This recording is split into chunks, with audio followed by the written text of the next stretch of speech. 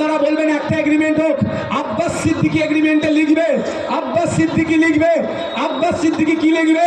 ISF যেখানে যেখানে প্রার্থী দেবে ওখানে যদি ভোট কেটে বিজেপি আসে, তৃণমূল যা শাস্তি দেবে মাথা পেতে মেনে নেবে। আর ওই কাগজে মমতা ব্যানার্জিকেও সই করতে হবে।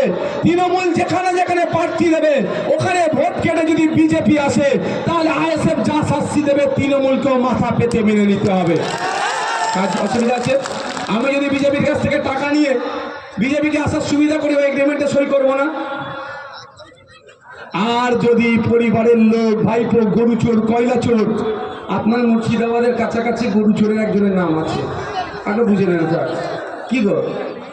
যদি ওই গরু চোর, কয়লা চোর, আবাস যোজনা চোর, 100 দিনের টাকা চোর, কাজের টাকা চোর, চুরি করতে করতে এত অব্দি পৌঁছে গেছে, মমতা ব্যানার্জি সকালে সই করলো, চলো সই করবো।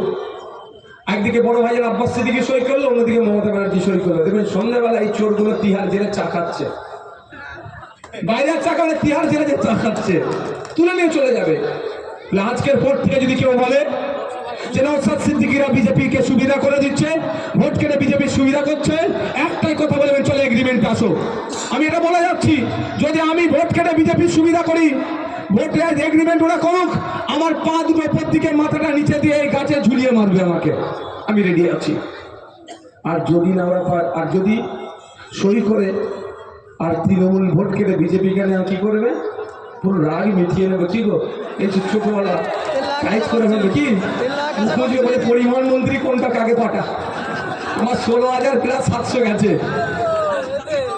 ও 700 1400 গেছে। কি গো, সই করতে রেডি, আমরা প্রস্তুত তো, আমার মনে ভয় নেই।